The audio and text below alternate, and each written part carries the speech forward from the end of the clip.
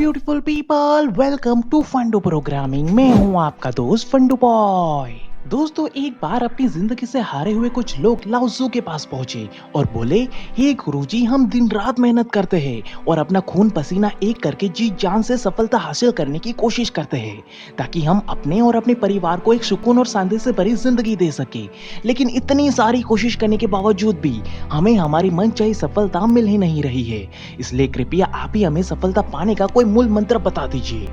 अब दुखी लोगों की ये बात सुनकर लाओ त्सु जल्दी से अपनी झोपड़ी में गए और एक पतंग लेकर आए और उसे सबके सामने हवा के विरुद्ध उड़ाने लगे। अब लाओ त्सु अपना पूरा एफर्ट डालकर पतंग को हवा में उछालते थे, जिसकी वजह से वो पतंग थोड़ी देर के लिए तो हवा में चली जाती थी, लेकिन हवा के अपोजिट डायरेक्शन में उड़ाने की वजह से वो उतनी ही जल्दी से नीचे भी आ जाती थी। अब यही चीज लाओ त्सु बार बार लगातार अपना एफर्ट डालते हुए करते रहे, मगर हवा के अपोजिट डायरेक्शन में पतंग को उड़ाने की वजह से उनका इतना एफर्ट करने के बावजूद भी उन्हें सफलता मिल ही नहीं रही थी। अब इतना ज्यादा एफर्ट डालने की वजह से लाओ त्सु अब पूरी तरह से थक चुके थे और लाओ त्सु को ऐसा पागलपन करते हुए देख वहाँ खड़े सभी लोग थोड़े इरिटेट भी हो गए थे। तभी उसमें से एक इंसान बोला कि गुरुजी, हम यहाँ अपनी समस्या का हल मांगने के लिए आपके पास आए थे और आप है कि पतंग उड़ाने में बिजी है, और आप तो पतंग उड़ाने में कब से गलती किए जा रहे हो। आप ना हवा के अपोजिट डायरेक्शन में अपनी पतंग उड़ाने की कोशिश कर रहे हो और इसीलिए आपकी पतंग हवा में उड़ ही नहीं रही है और इसी वजह से आपकी सारी मेहनत भी बेकार जा रही है।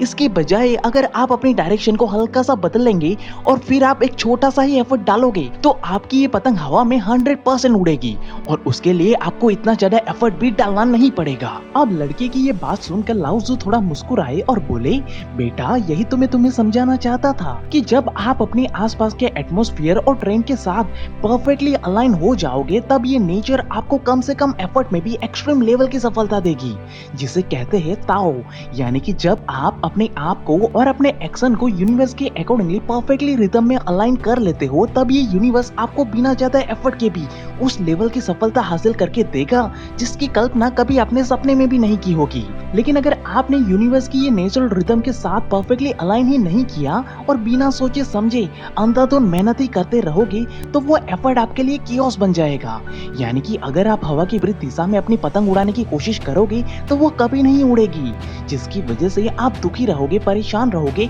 और धीरे धीरे आप अपना motivation and peace of mind भी खो दोगे। लेकिन वहीं अगर आप नेचर की हवा के साथ सही तालमेल बनाकर अपनी पतंग उड़ाओगे तो वो बिना कोई ज्यादा एफर्ट के भी बड़ी ही सरलता से हवा में उड़ेगी। इसलिए अंधाधुंध मेहनत करना बंद करो और ताओ के साथ अपना सही तालमेल बिठाओ और सफलता खुद ब खुद आपके कदमों में आके गिरेगी।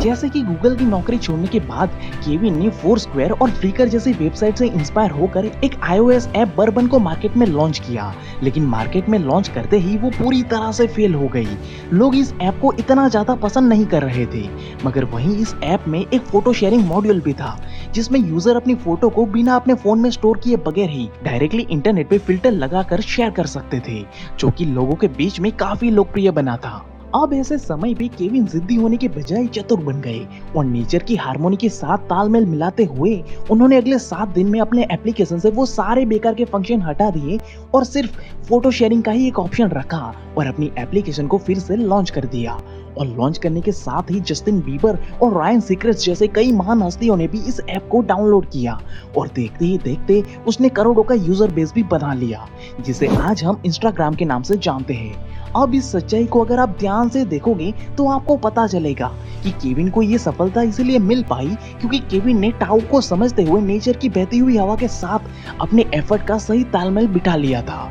अगर वो ऐसा नहीं करते और जीत पकड़कर अपनी पुरानी बर्बन ऐप को ही बिना कोई बदलाव किए बगैर ही उस पे गधों की तरह मेहनत करके उसे सफलता के शिखर तक लेकर जाने की कोशिश करते ही रहते, तो वो आज भी अपने काम में कभी एक्सट्रीम लेवल की सफलता हासिल कर ही नहीं पाते। तो दोस्तों, केविन की समझदारी भरे एफर्ट को आप हार्डवर्क कहोगे या स्मार्ट वर्क, वो मुझे कमेंट करके जरूर बताओ।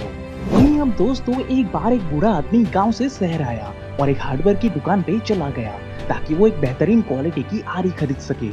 देख भाई, मैं अपने परिवार के लिए एक मजबूत घर बना रहा हूँ जिसके लिए मुझे बहुत सी लकड़ियाँ काटनी पड़ेगी, तो तुम्हारे पास जो सबसे अच्छी वाली आरी है वो मुझे जल्दी से दे दो। अब ये सुनकर दुकानदार फट से अपने गोदाम में गया और एक बेहतरीन किस्म की आरी लेकर आया और बोला, सर, ये सबसे बेस्ट आरी है मार्केट में। ये पेड़ों को मक्खन की तरह काट देता है और इस आरी से आप 1 महीने का काम 1 दिन में ही खत्म कर दोगे और अगर ऐसा नहीं हुआ तो मैं आपके सारे पैसे वापस कर दूंगा, ये मेरी गारंटी है। ये सुनकर वो बूढ़ा आदमी बहुत ही खुश हुआ और वो आरी लेकर वहां से चला गया। अब 1 महीने के बाद जब वो दुकानदार अपनी दुकान साफ कर ही रहा था, तभी गुस्से में उसे एक आवाज सुनाई दी, ये लो भाई तुम्हारी बकवास आरी, और मेरे पैसे मुझे वापस कर दो अभी की अभी। अब जब दुकानदार ने उस आदमी को देखा तो वो वही बूढ़ा आदमी था और ऐसा लग रहा था कि वो काफी दिनों से सोया नहीं था और उसके कपड़े भी काफी ज्यादा फट गए थे और उसकी बॉडी पे खून और पसीने से भरे काफी सारे घाव भी थे, जिसे देखकर ऐसा लग रहा था कि वो 1 महीने से बहुत ज्यादा हार्ड वर्क कर रहा था पेड़ों को काटने के लिए। जिस पर दुकानदार ने कहा कि क्या हुआ सर, आपको ऐसा लग रहा है कि आप काफी दिनों से सोए भी नहीं हो। तभी वो बूढ़े आदमी ने वो आरी उठाई और दुकानदार को दे दी और कहा, ये इसकी वजह से, ये बेकार आरी जो तुमने मुझे बेची है ना, इसकी वजह से मेरी ऐसी हालत हुई है। तुमने कहा था ना कि ये 1 महीने के काम एक ही दिन में कर देगी, लेकिन मैं पिछले 1 महीने से पेड़ काटने की कोशिश कर रहा हूँ, मगर ये सबसे बेकार आरी है, इसलिए तुम ये रखो अपनी बेकार आरी तुम्हारे पास और मेरे पैसे मुझे वापस कर दो अभी के अभी। अब दुकानदार को ये बात बहुत ही अजीब लगी, मगर फिर भी उसने कहा, बिल्कुल सर, आप जरा बैठिए, मैं अभी इसे जरा चेक कर लेता हूँ। ये बोलकर दुकानदार ने वो आरी उठाई और उस चेन सो को स्टार्ट किया। अब जैसे ही उस आरी को स्टार्ट किया गया कि उसमें से एक बड़ी सी आवाज आई, जिसे सुनकर वो बूढ़ा आदमी बहुत ज्यादा चौंक गया कि ये भला किस चीज की आवाज थी। आई होप कि अब तक तो आप समझ ही चुके होंगे कि वो बूढ़ा आदमी इस आरी को एक नॉर्मल आरी समझ रहा था और इसीलिए इतना हार्डवर्क करने के बाद भी वो पूरे महीने में 1 से 2 पेड़ ही काट पाया था। लेकिन अगर ये बूढ़ा आदमी ये समझ जाता कि पेड़ों को काटने का एक डिफरेंट तरीका भी मार्केट में एग्जिस्ट करता है, जिससे कि एक ऑटोमेटिक आरी की मदद से हम 1 महीने के काम एक ही दिन में खत्म कर सकते हैं, तो वो ये हार्डवर्क की माया जाल में कभी नहीं फंसता और इस नई आरी की मदद से 1 महीने के काम एक ही दिन में खत्म कर देता। अब इस बूढ़े आदमी ने ऐसी बेवकूफी इसीलिए की क्योंकि उसे इस नई आरी के रिलेटेड सही नॉलेज एंड अंडरस्टैंडिंग थी ही नहीं और ना ही उसने पेड़ों को काटने से पहले अपनी नॉलेज एंड अंडरस्टैंडिंग को बढ़ाने की सोची। इसीलिए लाओ त्सु ये बताते हैं कि understanding and knowledge is a most powerful weapon in this world. यानी कि अगर आपके पास इस दुनिया की चाहे कितनी भी बेहतरीन फैसिलिटी, सर्विस एंड अपॉर्चुनिटी ही मौजूद क्यों ना हो, लेकिन अगर आपके पास सही नॉलेज एंड अंडरस्टैंडिंग ही मौजूद नहीं होगी तो आप चाहे कितने भी हाथ पैर क्यों ना मार लो, मगर फिर भी सफलता कभी आपके हाथ में नहीं आएगी।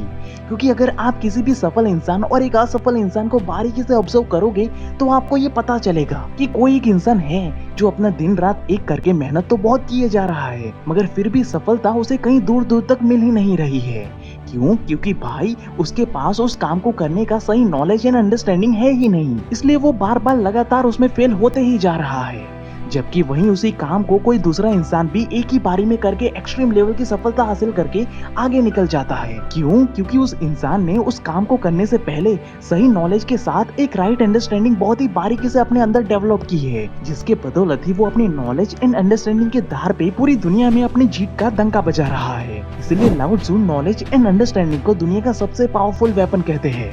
क्योंकि अगर मुझे क्रिकेट में सेंचुरी लगानी है मगर मेरे अंदर सेंचुरी लगाने की या बेहतरीन तरीके से बैटिंग करने की सही नॉलेज एंड अंडरस्टैंडिंग ही मौजूद नहीं होगी, तो फिर चाहे मुझे सचिन तेंदुलकर या महेंद्र सिंह धोनी का ही बैट क्यों ना दे दिया जाए, मगर फिर भी मैं सेंचुरी लगाने में कभी कामयाबी हासिल कर ही नहीं पाऊंगा। Because hard work gives you success only if you are working in a right direction. तो दोस्तों, आप किस तरह से अपनी मनचाही सफलता हासिल करने वाले हो, हार्ड वर्क से या स्मार्ट वर्क से, वो मुझे कमेंट करके जरूर बताइएगा। वहीं अगर आपको इस बुक को खरीदना है तो उसकी लिंक आपको डिस्क्रिप्शन बॉक्स में मिल जाएगी। And at last, thank you for watching guys.